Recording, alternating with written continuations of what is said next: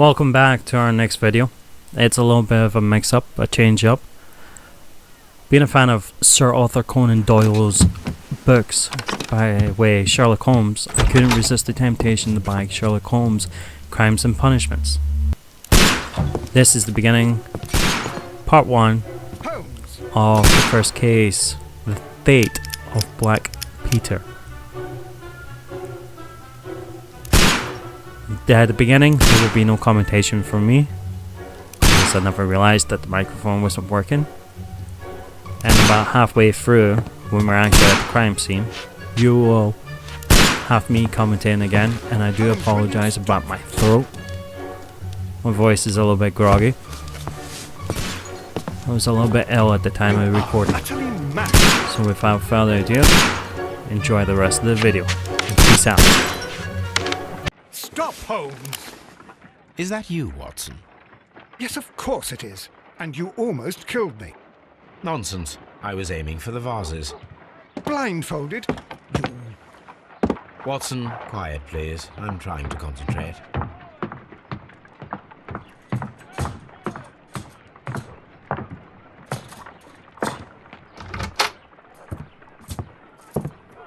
Ah, Lestrade. What is it this time? He can see me. Well, here it is, and it's a good one, Mr. Holmes. A gentleman by the name of Peter Carey, also known as Black Peter, has been murdered. A sailor, most probably. What happened here? Oh, Mr. Holmes, how could you? It's the only exercise I've had all week. A grateful client from Limoges sent me a vase collection this morning. I couldn't think of a better use for it. You're out of your mind. I missed 4 out of 10. Given you were blindfolded, that was very good. Can I have a try?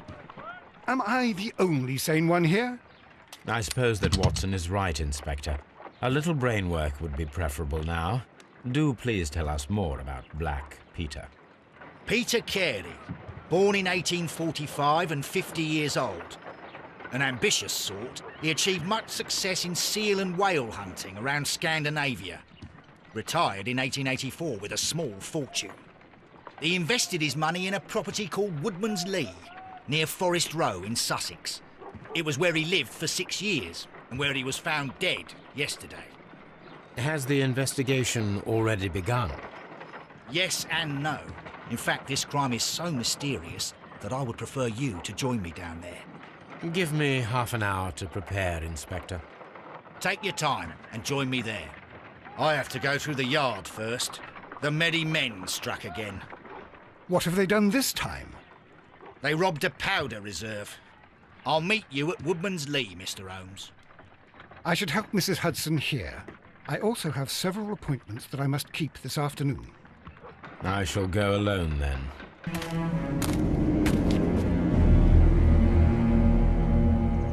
Mr. Holmes, I'm over here. Come on.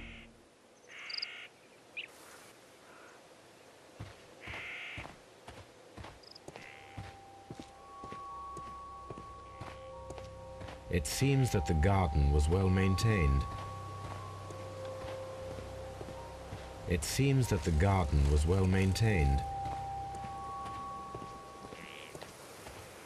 Inspector Lestrade, when will you remove my husband's body? It's sacrilegious to leave him here like this. As soon as we can, Mrs. Carey, I assure you. Allow me to introduce you to Mr. Sherlock Holmes. He's a detective. No doubt you've heard of him. I'll wait for you in front of the cabin, Mr. Holmes. My condolences, Mrs. Carey. Thank you, Mr. Holmes.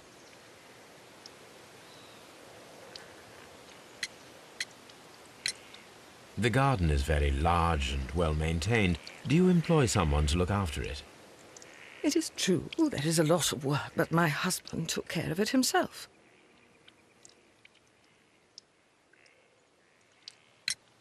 Madam, can you tell me if you saw or heard anything unusual upon the night of the murder?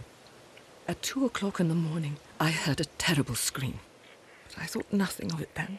He would scream all the time when he was drunk. Can you please tell me what occurred on the evening of the murder? Well, Peter got drunk in the evening. He was in such a terrible temper. Usually whenever that happened, he'd stay all night drinking in his cabin before passing out. Do you remember at what time you found your husband's body? In the morning, at around 7 o'clock, I noticed the cabin door was open, but I didn't go in to take a look, for I knew my husband would not have liked it. At around 10 o'clock, I dared to glance in through the door and... oh dear. Was your husband accustomed to receiving visitors? Oh, no, I don't think so. I mean, he didn't really have many friends. We lived quite an isolated life here, after his retirement.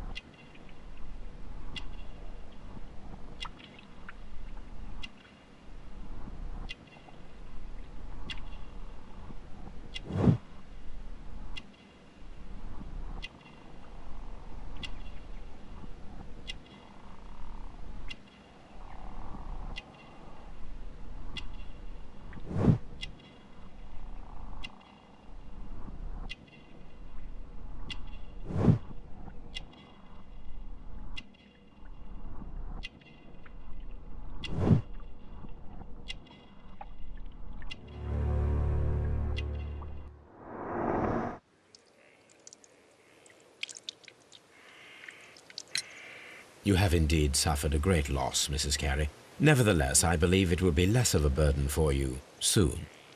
Yes, life with Peter was never easy, but he was still my husband. He was different, wasn't he, when you first met him upon your return from Plymouth? Yes, Mr. Holmes. Oh, my goodness, but how do you know about that? Never mind. You have indeed suffered a great... Yes. He was different, wasn't he, when you first met him upon your return from Plymouth? Yes, Mr. Holmes. Oh, my goodness, but how do you know about that?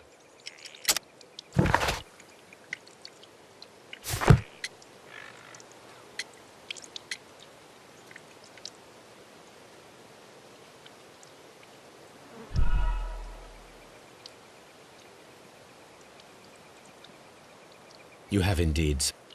He was different, wasn't he, when you first met him upon your return from Plymouth?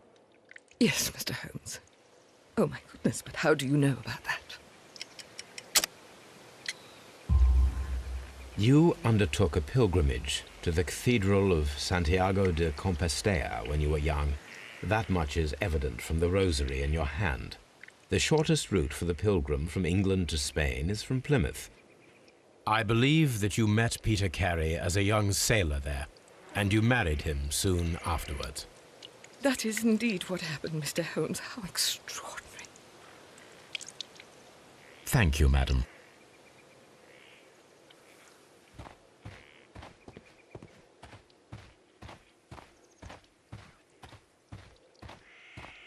Mr. Holmes?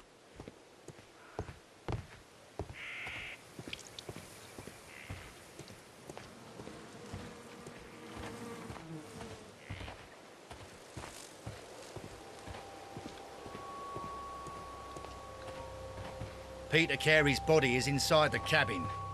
We took care... Door is locked. Wait just a moment, Mr. Holmes, and I'll open it. I locked it yesterday to ensure that no one should enter the cabin and tamper with the evidence. Ah, good thinking. Hello, hello, hello. What is it, Lestrade? It seems to me that someone has tried to force it, Mr. Holmes. Let me see.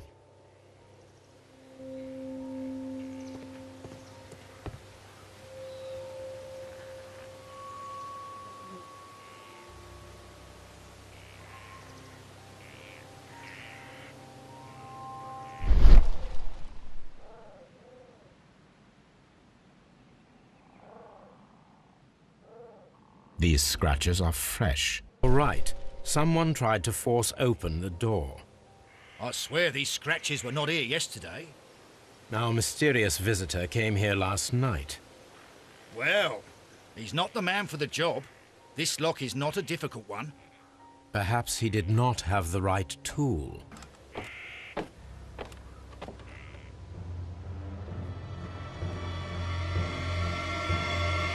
What a terrible way to die. Damn.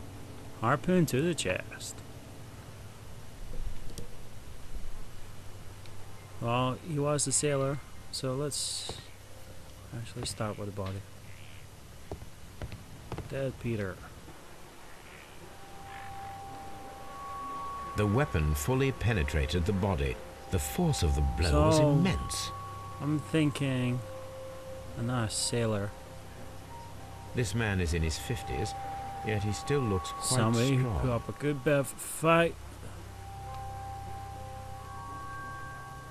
Peter Carey was fully dressed. He was not caught Somebody by he knew. surprise. Right, It is right, possible yeah. that he knew his murderer.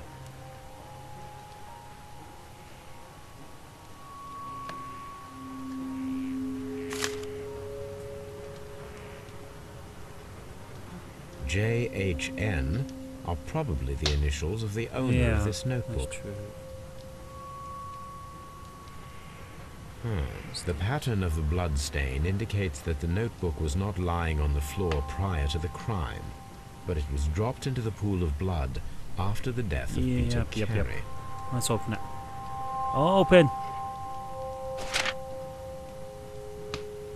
Abbreviations and numbers. And bank These account numbers. abbreviations mean something, but what? Each individual person's name. C-knife. This blood is from the pool underneath the dead body. So he might have been using it to defend himself against his attacker. This wooden handle is plain and solid. Peter Carey tried to defend Yep. himself with this knife, but he did not The other succeed. person took the harpoon off the wall balance as well. Just double check to make sure that we got everything. The harpoon itself. Peter Carey was impaled to the wall by a whaling harpoon. Yeah. Some amount of...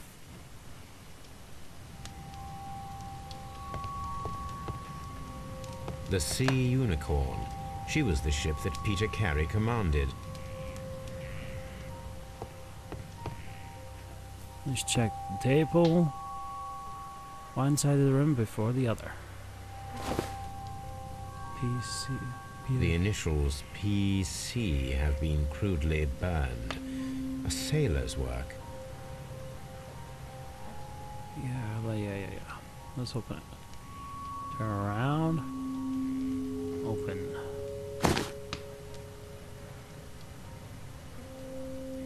What do we got? Tobacco. Yes, this is a coarse tobacco, quite strong and very popular among sailors.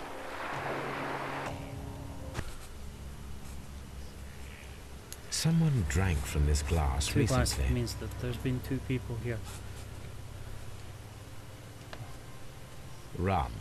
A Yeah, sailor's so the other drink. person was a It sailor. seemed that Captain Carey was enjoying a drink before he met his death. So there's a good chance it was another sailor.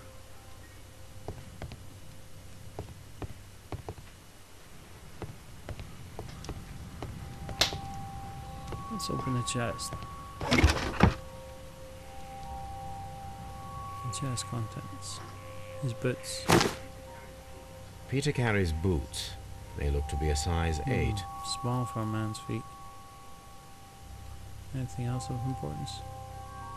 Navigation tools. Old navigation instruments. Nothing interesting. You sure?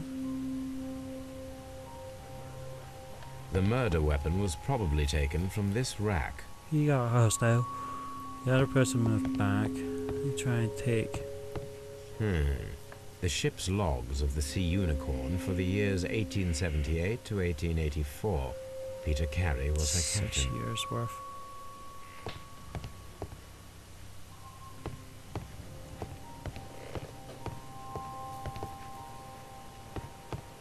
The ship's logs of the Sea Unicorn for the years 1878 to 1884. Peter Carey was her captain.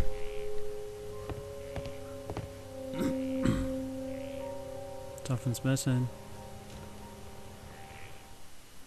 Push the Y button.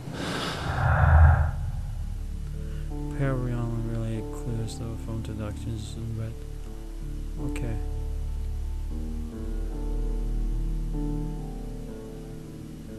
Break in attempts pinned to the wall.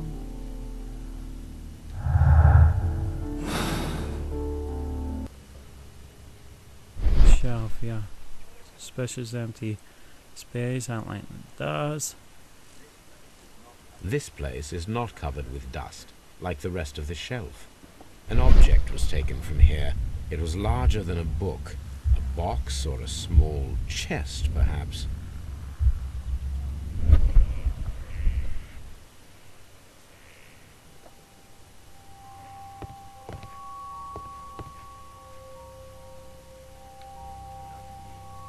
Dundee.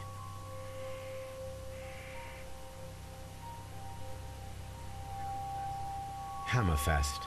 It's a whaling map.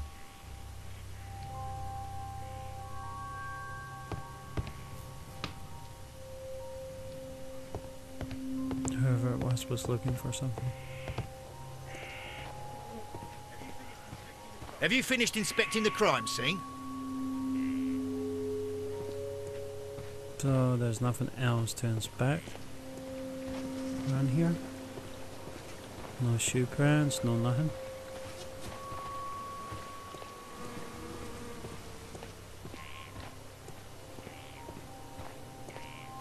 I mean, there's a lot of blood on the ground.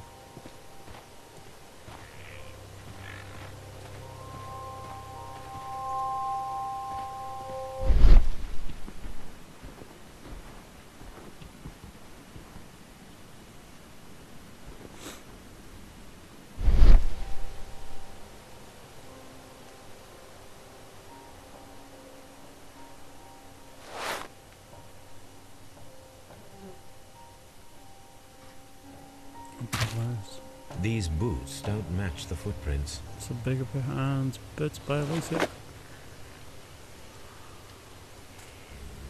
Very big man. I'd say size 10. People size is bigger. Anything else around? Garden is pretty big. There's gotta be something else around.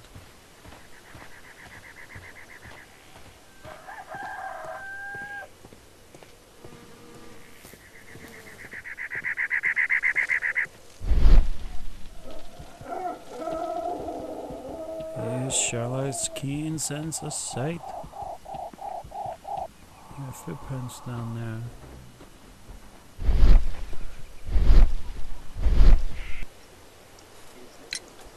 Is this your husband's tobacco pouch? I'm not sure. It might be that he hadn't smoked in a very long time. Your husband's private papers. Do you know where they are? There was a small tin box, barely larger than a book. He kept his papers there. It should be somewhere in his cabin. Okay, so at least we know there's a tin box missing. Thank you, madam.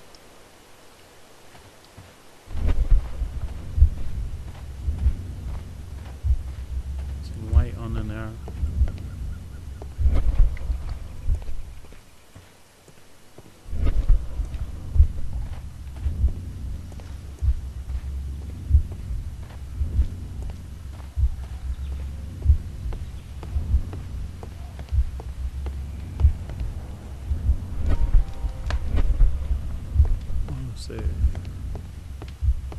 So we definitely know that you're missing.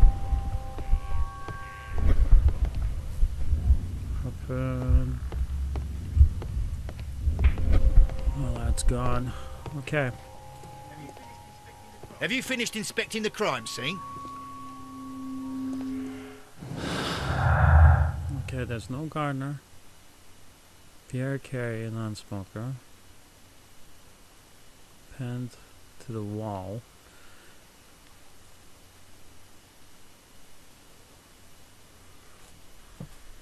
The notebook. GHN. No gardener. Break-in attempts. Pierre Carey.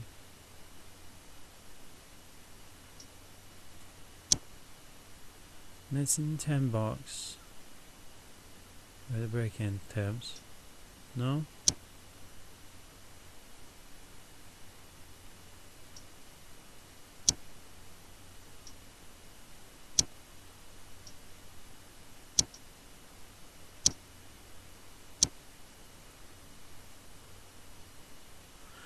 Alright, so what am I supposed to do here?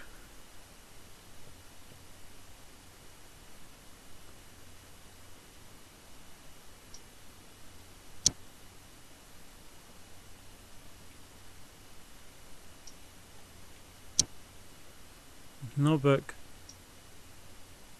Has something to do with Peter pinned to the wall.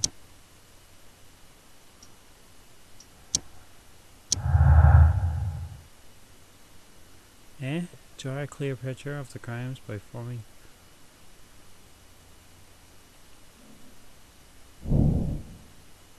Mr. Holmes, what do you think?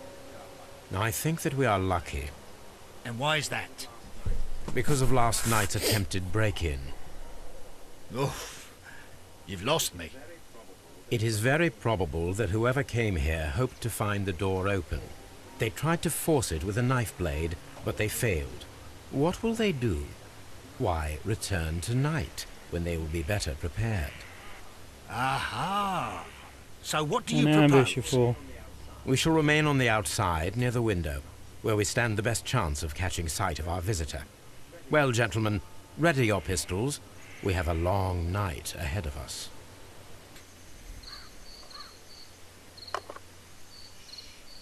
Shh!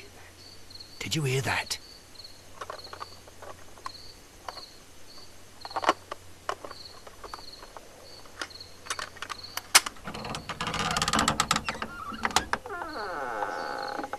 There's someone there.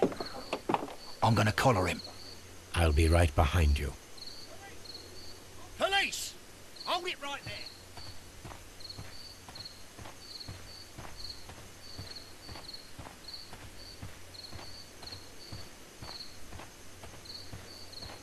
Mr. Holmes, come and see what we've caught in our net. I'm coming. I have to go all around these bloody fucking... It's not... Oh, you can run. Brilliant.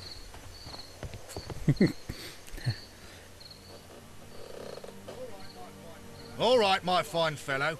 Who are you and what are you doing here? You're detectives, I suppose.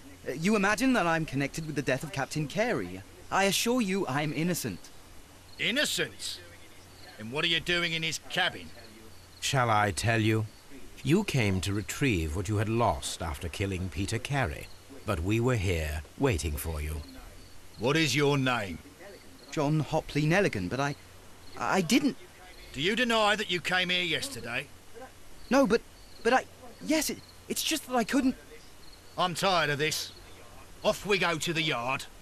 Tomorrow, I'll see that you're put in front of the judge. What? But you can't! I'm not... It's a terrible mistake! Enough. You can explain all of that to the judge. You're coming with He's me a little bit to too the yard. small. He's feeling a But- little bit small as well. In light of recent events, it seems evident that your coming here was unnecessary. All the same, I'm very grateful to No. you, Mr. Holmes. You are welcome, Inspector, but please don't be too hard on our young fellow. I would like to question him tomorrow morning. Good morning, Mr. Holmes. Can I help you? Good morning, Constable. I would like to speak to the fellow who was arrested at Woodman's Lee last night. Ah, the young man. He's waiting in the interrogation room. You can go straight through. His belongings are held in the evidence room. Thank Okay. you. First, we take a look in the evidence room before we go to the interrogation.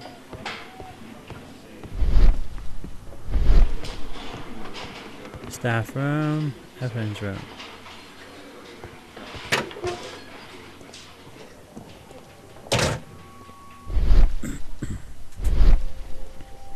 These are the suspect's His book. belongings. Of course. The notebook that we found on Peter Carey's cabin floor. These abbreviations mean something, but what? Hold on. Do we see PC? No, we don't.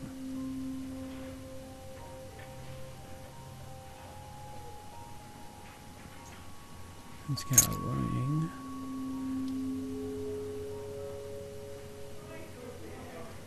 From R. Dawson to my friend and partner.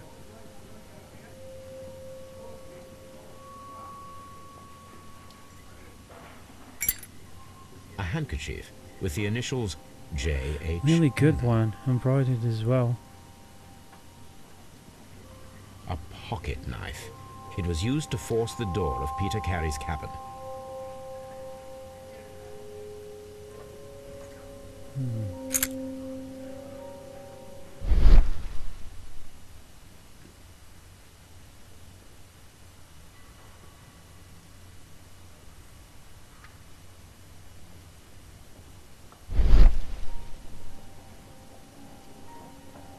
From R. Dawson.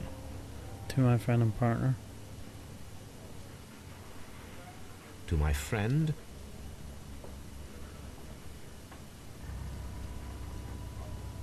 and partner, 1883. Dawson. I've seen this name before. Perhaps my archive holds the answer. We'll take a look in your archives later.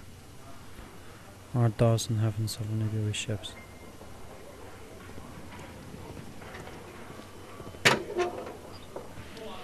It's a staff, huh?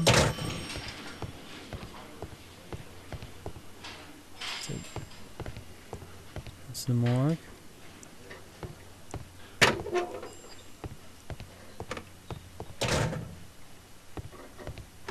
Interrogation room. Does this notebook belong to you? Yes. Yes.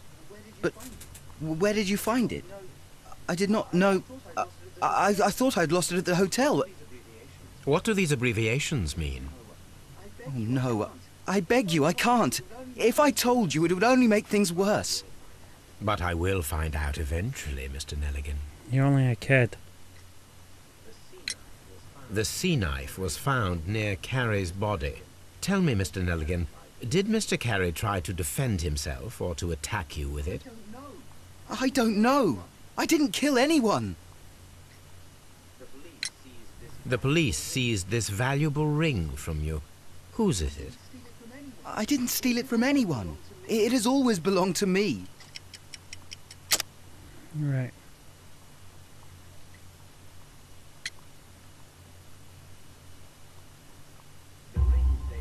The ring's date of engraving is many years ago.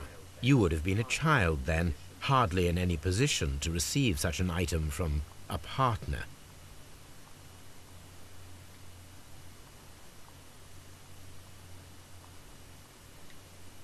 His hands.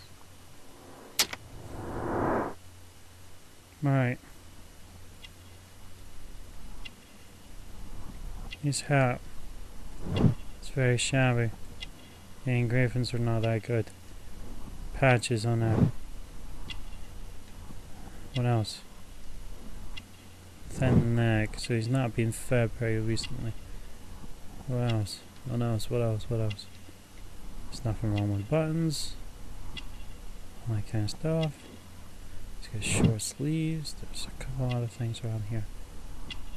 So in other words, this is not his hands are covered in callus.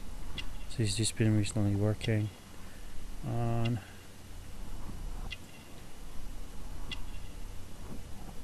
scars in his hand.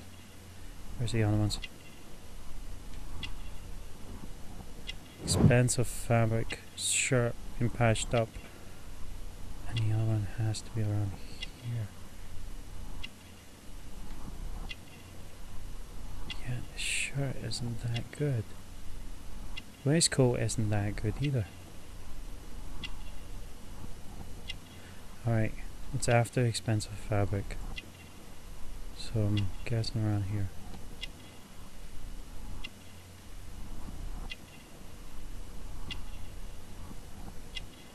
There's the short sleeves. Come on. No, it's somewhere around here.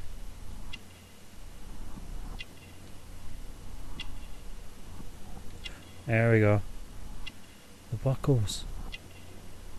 Elaborate buttons on an expensive jacket, out of which has been handed down from somebody else.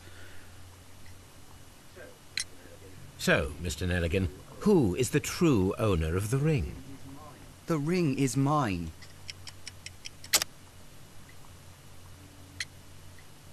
Father's jacket. No, Mr. Nelligan. I believe that the ring had belonged to your father. Oh, but how do you know? The jacket you are wearing is made of an expensive fabric that only a man of exceptional wealth could afford. You do not seem to me to be a rich man, Mr. Nelligan. Furthermore, the garment is ill-fitting. It is quite clear that it belonged to someone else, most probably your father. Father gone. With your father gone and taking with him the family's wealth, as a little boy you had to find yourself a manual job, and it was most probably cleaning fish. You cut your hands often while working. I can tell from the scars. I'm speechless, Mr. Holmes. It all happened exactly as you say. Well, I will see you soon, young man. Please, let me go. I'm innocent.